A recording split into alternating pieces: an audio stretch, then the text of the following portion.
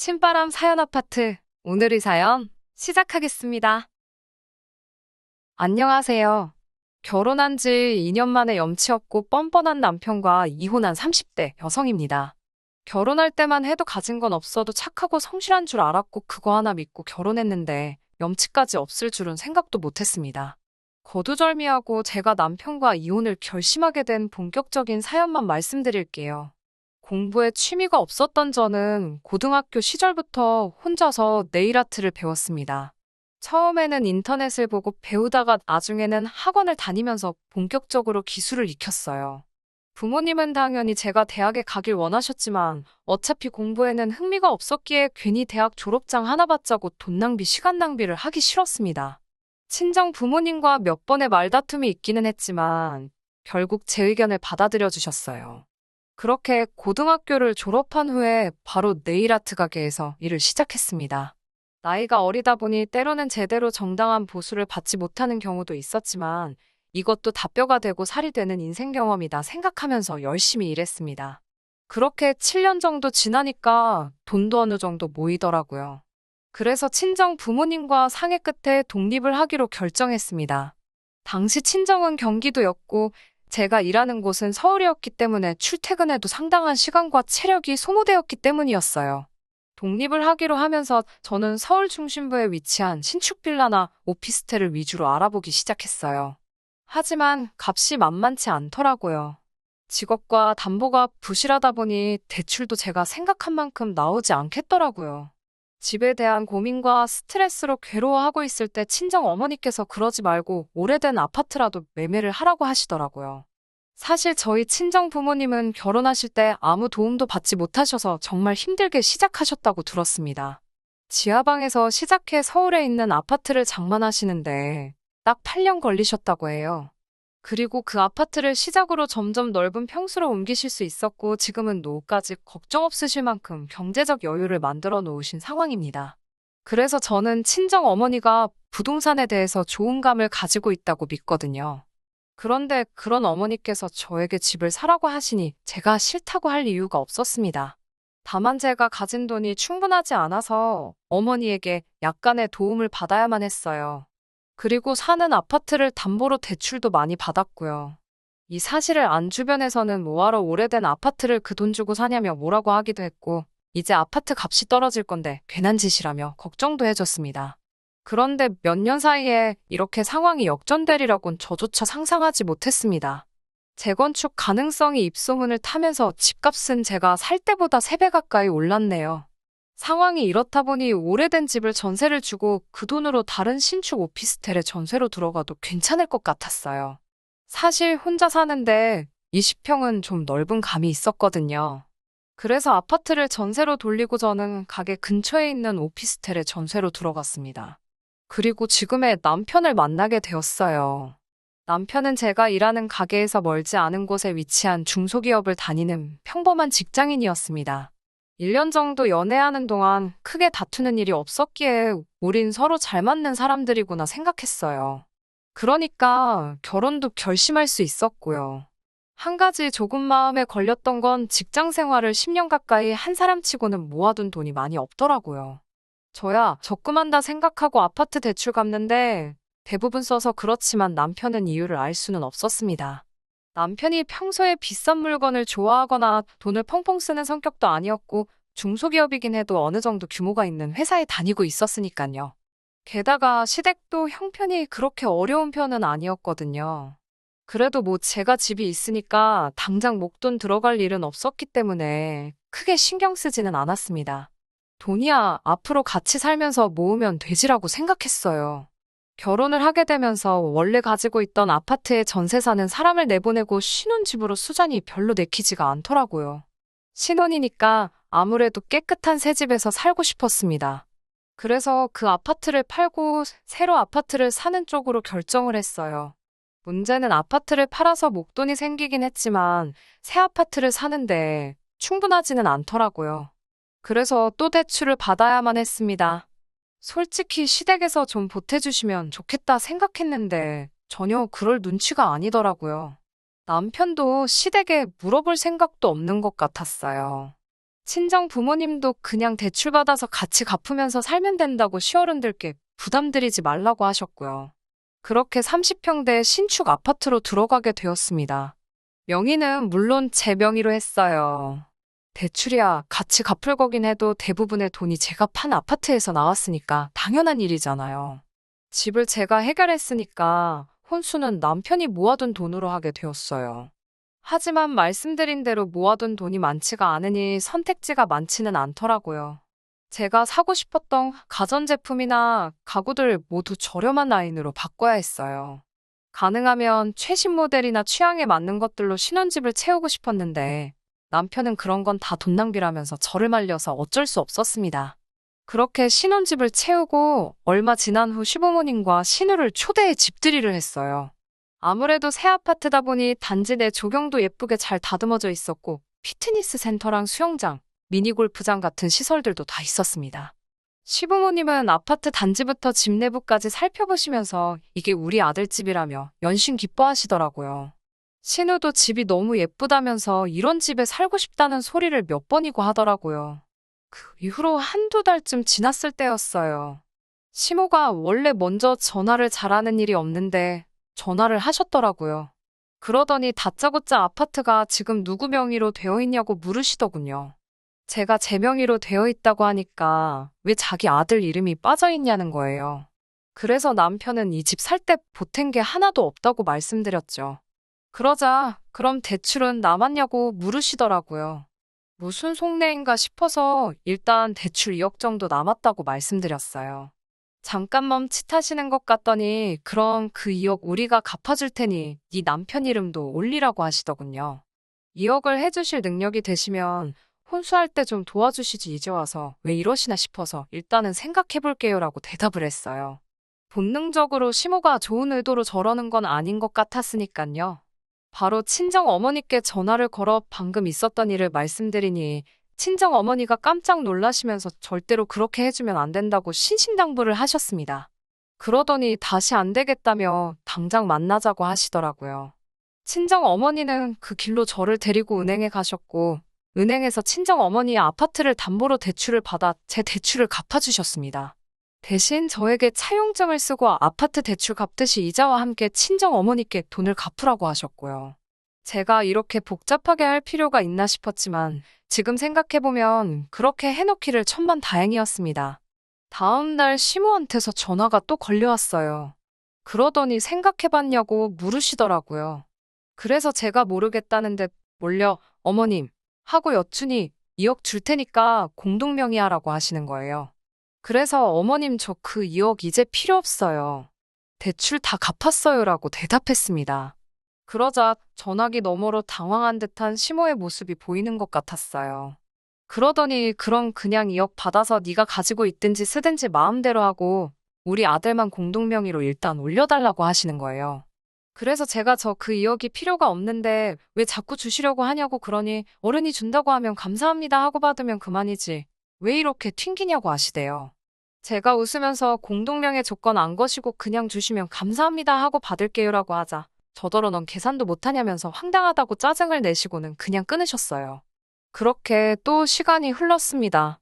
그 사이에 가족 모임이나 명절 때 시모가 저를 보기만 하면 공동명의 이야기를 꺼내긴 했지만 제가 그때마다 조건 없이 그 돈 주세요라며 능청을 떨었더니 나중에는 말씀 안 하시더라고요. 사실 공동명의 해주라는 말 때문에 이혼을 생각한 적은 한 번도 없습니다.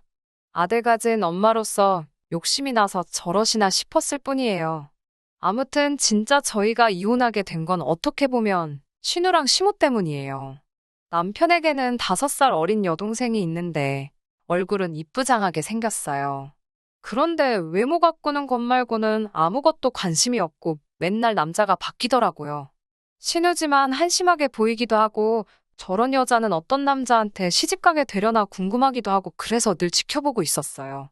그런데 얼마 전 시어머니 생신 때문에 모인 자리에서 신우가 폭탄 선언을 했습니다. 신우가 자기 임신 3개월째라면서 결혼할 거라고 하는 거예요. 저도 깜짝 놀랐는데 시부모님은 당연히 기절초풍하셨습니다. 갈비가 코로 들어가는지 입으로 들어가는지도 모를 식사 자리가 끝나고 집에 돌아왔는데 남편도 안색이 안 좋더라고요. 사실 제가 신우를 싫어하는 것도 아니었고 남편의 여동생인데 당연히 걱정이 되더라고요. 그래서 나중에 조카가 태어나면 잘해줘야겠다 생각하고 있었어요. 사실 시모는 저희 부부에게 왜 애를 안 갖냐고 늘 성화였는데 제가 아무래도 일에 대한 욕심이 있다 보니 좀 미루고 있었거든요. 결혼한 지 2년도 채 안 된 상황이기도 했고요. 아무튼 신우의 임신으로 온 가족이 난리가 나버렸어요.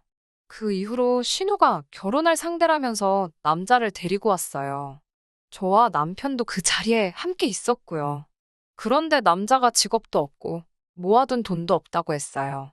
심지어 신우보다도 어렸고요. 그래서 저희가 그럼 앞으로 둘이 어떻게 같이 살 거냐고 하니까 남자 쪽에서 자기는 생각 안 해봤는데 저희 신우가 매달려서 온 거라고 자기 집에서는 아무것도 못 도와준다고 했다면서 거의 배째라는 식이더라고요. 시부모님도 이 입이 떡 벌어져서는 아무 말도 못 하시고 남편이나 저도 뭐라고 말을 해야 할지 감도 안 잡혔어요. 그렇게 남자가 돌아가고 나서 신우가 울고불고 난리가 났습니다. 시모도 신우에게 미쳤다면서 뭔 정신으로 저런 남자를 만난 거냐고 소리를 치고 신우는 그 와중에 아기가 듣는다며 말 조심하라고 난리고 집안이 온통 쑥대밭이 되어버렸어요. 그날 이후로 먼저 물어보기도 뭐해서 그냥 남편 통해서 상황만 어림짐작하며 있었습니다. 솔직히 일이 바빠서 신우 일에 신경을 쓸 틈도 없었고요. 그러다 모처럼 신우에게 전화를 받았습니다. 신우는 저에게 언니 바쁘냐면서 혹시 시간 될 때 커피 한 잔 할 수 있냐고 묻더라고요. 저는 느낌적으로 돈 이야기를 하려고 하나 싶더라고요. 그래, 얼마나 힘들면 나한테 돈을 빌려달라고 하나 싶어서 100만 원이 최대라고 스스로 가슴에 새기며 자리에 나갔습니다. 그런데 막상 카페에 도착하니 신우 혼자가 아니었어요. 시부모님도 같이 나오셨더라고요. 그러면서 저에게 요즘에는 가족들끼리 커피 마시러 많이들 나온다고 하더라며 그래서 불렀다고 하시는 거예요. 당연히 거짓말인 거 알고 있었지만 그래도 도대체 얼마를 빌려달라고 하려고 이러나 싶어서 가만히 듣고 있었습니다. 시모는 처음에는 일은 어떠냐, 제 건강은 어떠냐 이런 가벼운 질문으로 제 기분을 떠보려고 하는 것 같았어요. 그렇지만 제 정신은 온통 돈 이야기 나오면 딱 100만 원만 빌려줘야지 이 생각만 하고 있었습니다. 그런데 갑자기 시모가 지금 사는 집은 어때 괜찮니라고 묻더라고요. 그래서 제가 네, 좋아요라고 하니까 갑자기 제 손을 딱 잡으면서 우리가 너한테 정말 이런 부탁은 안 하고 싶은데 부탁 한 번만 하자고 하시는 거예요. 저는 손을 빼면서 무슨 일이신데요라고 묻자 신우가 다짜고짜 우는 게 아니겠어요. 시모는 저에게 그때 그 2억 이야기를 다시 꺼내면서 그 2억 너 줄게 공동명의 안 해줘도 되니까 대신 그 아파트에 우리 딸 2년만 살게 해주면 안 되냐는 거예요. 그래서 제가 그게 무슨 소리냐고 하니까 2억이면 그래도 괜찮은 빌라나 오피스텔 전세는 구할 수 있지 않냐면서 저랑 남편더러 거기 가서 살고 저희 집을 신우 살게 잠깐 내주라는 거예요. 저희는 애가 없으니까 둘이서 어디서든 살 수 있지 않냐면서요. 그래서 제가 멀쩡히 제 집이 있는데 왜 제가 남의 집 전세를 살아야 하냐고 그랬어요. 제가 왜 이사를 가야 하냐고요. 저희 부부가 살 수 있는 집이면 신혼에도 살 수 있는 집 아니냐고요. 그러자 우리 딸은 애가 있고 너희는 애가 없지 않냐면서 아기를 키우려면 좋은 환경에서 키워야 해서 그렇대요. 그래서 제가 시부모님께 이런 무리한 부탁은 서로 불편하니까 안 하셨으면 좋겠다고 딱 잘라서 말했어요.